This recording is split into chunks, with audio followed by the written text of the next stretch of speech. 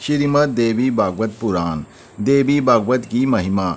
एक बार भागवत चर्चा के प्रेमी ऋषि एकत्रित होकर ब्याजी के शिष्य सूजी के पास जाकर बोले, हे ज्ञानेश्वर, आपके प्रवचनों से अनेक बार हमारी बुद्धि पवित्र हुई है और श्री हरि के चरणों में हमारा प्रेम बढ़ा है। अब हमें ऐसी कथा सुनाए जो परम पवित्र हो, जिसके प्रभाव से मनुष्य आसानी से भक्ति और मुक्ति का अधिकारी बन सके। आपने हमें भगवान श्री कृष्ण की अद्भुत लीलाएं और भगवान शंकर के पावन चरित्र सुनाकर हम पर उपकार किया है, परंतु इस समय हम आपके मुखारबिंद से मनुष्यों को अनायास और सुनिश्चित रूप से मुक्ति और रिद्धि सिद्धि प्रदान करने वाला पुराण सुनाना चाहते हैं। सूत जी बोले, हे ऋषियों, तुम बहुत ही भाग्यवान हो। संसार का कल्याण चाहने की इच्छा से आपने ये बहुत अच्छी बात पूछी है। मैं आप लोगों की इच्छा अनुसार सब शास्त्रों का सार बतलाता हूँ। श्रीमद् देवी भागवत पुराण सभी शास्त्रों और पुराणों में शिरोमणि ग्रंथ है। इसकी महानता के सम्मुख अन्य पुराण, तीर्थ और व्रत कहीं नहीं टिकते। ये सच है कि इस पुराण का महत्व इतना अधिक है कि इसके श्रवण मात्र से पाप रूपी वन पूर्ण भस्म हो जाता है। पापों के नष्ट हो जाने से मनुष्यों को पापों के फलस्वरूप मिलने वाली वेदना, क्लेश, दुख और शोक मिट जाते हैं। जिस प्रकार सूर्य के उदय होने पर अंधकार दूर हो जाता है, उसी प्रकार देवी भागवत पुराण के सुनने मात्र से अज्ञान, चिंता आदि सभी नष्ट हो जाते हैं। श्री सूत जी से देवी भागवत पुराण की इतनी महिमा सुनकर प्रवचन सुनने वालों के मन में कुछ जिज्ञासाएं पैदा हुई और उन्होंने पुराण के संबंध में निम्नलिखित प्रश्न पूछे। देवी भागवत पुराण का इतिहास क्या है? इस पुराण के पढ़ने और सुनने की विधि क्या है? किन किन महापुरुषों ने इसे अब तक सुना है? इस पुराण के पारायण से किन किन कामनाओं की सिद्धि होती है? देवी भागवत पुराण का इतिहास। सूत जी ने बताया कि महर्षि पराशर और देवी सत्यवती के पुत्र वेदव्यास जी ने अपने समय के मनुष्यों को देखते हुए सर्वप्रथम वेदों को 4 भागों में विभाजित किया और उन्हें अपने 4 प्रवीण शिष्यों को पढ़ाया। इसके बाद अल्पमति वाले मनुष्यों के कल्याण हेतु और उन्हें धर्म साधन में प्रवृत्त रखने के लिए 18 पुराणों और महाभारत की रचना की। हे महानुभावों, मेरे परम पूजनीय गुरुदेव श्री वेदव्यास जी ने मुझे 17 पुराणों के प्रचार का काम सौंपा और योग एवं मोक्ष दोनों को प्रदान करने वाले देवी भागवत पुराण को उन्होंने स्वयं जन्मेजय को सुनाया। जन्मेजय के पिता परीक्षित को तक्षक नाग ने डस लिया था और परीक्षित ने अपने कल्याण हेतु श्रीमद् भागवत पुराण सुना था। उन्होंने 9 दिनों तक लगातार विधि विधान के साथ भगवती का पूजन किया था और व्यास जी के मुख से जगदम्बा की महिमा से पूर्ण देवी भागवत का भी पूरे 9 दिनों तक श्रवण किया था, जिसके फलस्वरूप उन्हें देवी का सालोक्य प्राप्त हुआ था। जन्मेजय अपने परम पूज्य पिता परीक्षित की सद्गति देखकर बहुत प्रसन्न हुए थे। जन्मेजय ने वेदव्यास जी को प्रसन्न करके 18 पुराणों में सर्वश्रेष्ठ देवी भागवत पुराण सुनाने को भी तैयार कर लिया। श्री कृष्ण तथा परसेन कथा। द्वारका में बोधवंशी सत्राजित रहा करता था। वह भगवान सूर्य का बड़ा भक्त था। सूर्य भगवान ने उसकी भक्ति से प्रसन्न होकर उसे सैमंतिक मणि प्रदान की।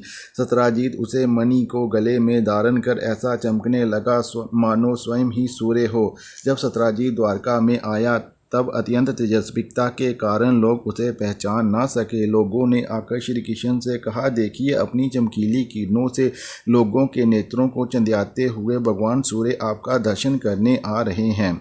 अनजान पुरुषों की ये बात सुनकर कमल नयन भगवान श्री कृष्ण हंसने लगे। उन्होंने कहा, ये सूर्यदेव नहीं है, ये तो सत्राजित है जो मणि के कारण इतना चमक रहा है। अपने घर आकर सत्राजित ने ब्राह्मणों के द्वारा सैमंतिक मणि को एक देव मंदिर में स्थापित करा दिया। वह मणि प्रतिदिन 8 किलो सोना दिया करती थी और जहाँ पूजित होकर रहती थी वहाँ दुर्भिक्ष, महामारी, ग्रह पीड़ा, सर्प भय, मानसिक और शारीरिक व्यथा तथा मायावियों का उपद्रव आदि कोई भी अशुभ नहीं होता था। एक बार भगवान श्री कृष्ण ने सत्राजित से प्रसंगवश कहा, तुम अपनी मणि राजा उग्रसेन को दे दो। परंतु वह इतना अर्थलोलुप व लोभी था कि भगवान की आज्ञा का उल्लंघन होगा इसका कुछ भी विचार न करके उसे अस्वीकार कर दिया। एक दिन सत्राजित के भाई परसेन ने उस मणि को अपने गले में धारण कर लिया और घोड़े पर सवार होकर वन में शिकार खेलने चला गया। वहाँ एक सिंह ने घोड़े सहित उसे मार डाला और उस मणि को छीन लिया। वह अभी पर्वत की गुफा में प्रवेश कर ही रहा था कि ऋषिराज जांबान ने सिंह को मार डाला। जांबान ने वह मणि अपनी गुफा में ले जाकर बच्चे को खेलने के लिए दे दी। अपने भाई परसेन के ना लौटने से उसके भाई सत्राजीत को बड़ा दुख हुआ। वह कहने लगा, बहुत संभव है कि श्री कृष्ण ने ही मेरे भाई को मार डाला हो, क्योंकि वह मणि गले में डालकर वन में गया था। सत्राजीत की ये बात सुनकर लोग आपस में कानाफूसी करने लगे। जब भगवान श्री कृष्ण ने सुना कि ये कलंक का टीका मेरे ही सर लगाया गया है, तब श्री कृष्ण ने इस मिथ्या अभ्यास से दुखी और चिंतित हो उठे। उन्होंने सत्य का पता लगाने के लिए कुछ साथियों को लेकर परसेन को ढूंढने के लिए वन में गए। वहां खोजते खोजते उन्होंने देखा कि सिंह ने परसेन और उसके घोड़े को मार डाला है। वह लोग सिंह के पैरों के चिन्ह देखते हुए आगे बढ़े। तब उन लोगों ने देखा कि पर्वत पर एक ऋषि ने सिंह को भी मार डाला है। भगवान श्री कृष्ण ने सब लोगों को बाहर ही बिठा दिया और अकेले ही घोर अंधकार से भरी हुई ऋषिराज की भयंकर गुफा में प्रवेश किया। भगवान ने वहां जाकर देखा कि श्रेष्ठ मणि सेमंती को बच्चे का खिलौना बना दिया गया है। वह उसे हर लेने की इच्छा से बच्चे के पास जा खड़े हुए। उस गुफा में एक अपरिचित मनुष्य को देखकर बच्चे की दाई भयभीत होकर चिल्ला उठी। उसकी चिल्लाहट सुनकर परम बली ऋषिराज जांबान क्रोधित होकर वहां दौड़े आए। जांबान उस समय क्रोधित हो रहे थे, इसलिए उन्हें भगवान श्री कृष्ण की महिमा और उनके प्रभाव का पता न चला। जांबान उन्हें एक साधारण मनुष्य समझकर युद्ध करने लगे। पहले तो उन्होंने अस्त्र शस्त्रों का प्रहार किया, फिर शिलाओं का। इसके बाद वह वृक्षों को उखाड़कर एक दूसरे पर फेंकने लगे। अंत में बाहु युद्ध होने लगा। वह आपस में 28 दिन तक बिना विश्राम किए लात घूसों से लड़ते रहे। अंत में भगवान श्री कृष्ण के घूसे की चोट से जांबान के शरीर की एक एक हड्डी टूट फूट गई। तब जांबान ने अत्यंत चकित होकर कहा, मैं जान गया हूँ कि आप ही समस्त प्राणियों के स्वामी भगवान विष्णु हैं। प्रभु, मुझे समन है। आपने अपने नेत्रों में तनिक सा क्रोध का भाव लेकर तिरछी दृष्टि से समुद्र की ओर देखा था तो समुद्र ने आपको मार्ग दे दिया था। तब आपने उस पर सेतु बांधकर लंका विध्वंस किया था। आपके बाणों से कट कट कर राक्षसों के सिर पृथ्वी पर लौट रहे थे। अवश्य ही आप मेरे वही श्री राम श्री कृष्ण के रूप में आए हैं। जब जांबान ने भगवान को पहचान लिया, तब कमल नयन श्री कृष्ण ने अपने परम कल्याणकारी शीतल कर कमलों को उनके शरीर पर फेर दिया। इससे जांबान का शरीर ठीक हो गया। श्री कृष्ण ने जांबान से कहा, हम मणि के लिए तुम्हारी इस गुफा में आए हैं। इस मणि के द्वारा मैं अपने ऊपर लगे झूठे कलंक को मिटाना चाहता हूँ। भगवान के ऐसा कहने पर जांबान ने आनंदपूर्वक उनकी पूजा करने के लिए अपनी कन्या जाम्बवती को मणि के साथ उनके चरणों में समर्पित कर दिया। भगवान श्री कृष्ण अपने जिन साथियों को गुफा के बाहर छोड़ आए थे, उन्होंने 12 दिन तक उनकी प्रतीक्षा की, परंतु जब उन्होंने देखा कि वह गुफा से बाहर नहीं निकले तो वह अत्यंत दुखी होकर द्वारका को लौट गए। द्वारका में जब माता देव की पत्नी रुक्मणी, पिता वासुदेव जी और अन्य संबंधियों और कुटुंबियों को मालूम हुआ कि श्री कृष्ण गुफा में से नहीं निकले, तब उन्हें बड़ा दुख हुआ।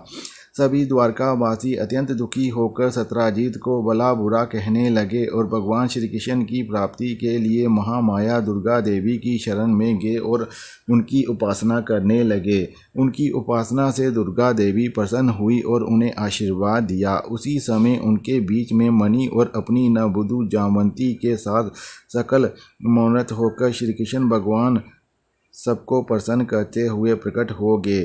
सभी द्वारकावासी श्री कृष्ण को पत्नी के साथ और गले में मणि दान किए हुए देखकर इस प्रकार परमानंद में मग्न हो गए, मानो कोई मरकर लौट आया हो।